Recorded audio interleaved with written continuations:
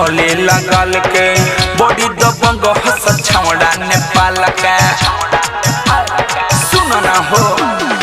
पैसा देवे के बेरी धोले लगल के बड़ी दबंग हस छौड़ा नेपाल के नाही सटो हमारा देहिया में दूर रह चारी बिटा नाही सटो हमारा देहिया में दूर हट चारी बिटा जौन देखाई पहिले नगदीता उहे खोली हमारा चले के फीता जौन देखाई पहिले नगदीता उहे खोली हमारा चले के फीता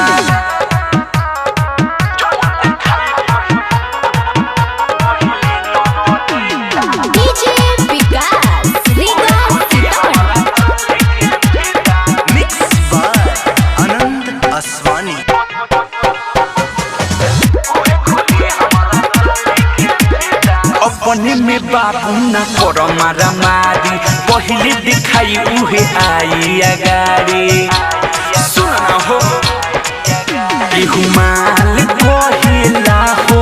केहू जान कहिला केहू ले के दुनाली सीना तान कहिला छुए के चाहिला हमारी चोली के पपीता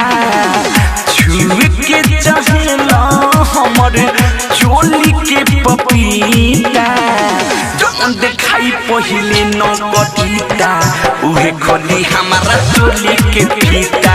जौन देखाई पहिले नगदीता उहे खोली हमारा चोली के फीता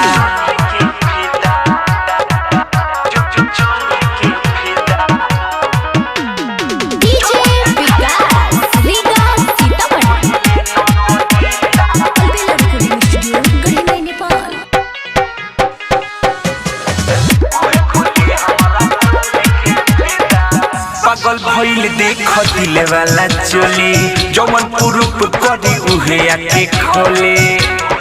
दम बत खोल ना हो राइता राके सजेरी देखो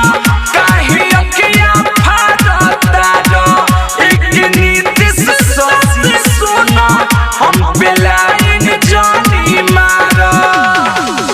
अल बेलायो सुखी खिलावे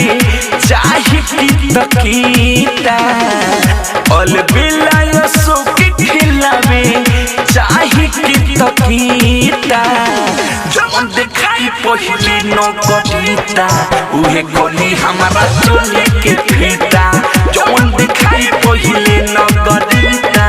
उहे खोली हमारा चोली के फीता पैसा देवे के बेरी धोले लगल के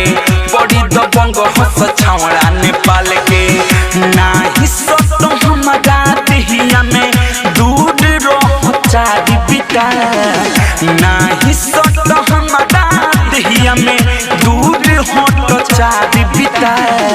जौन देखाई पहिले नगदीता उहे खोली हमारा चोली के फीता जौन देखाई पहिले नगदीता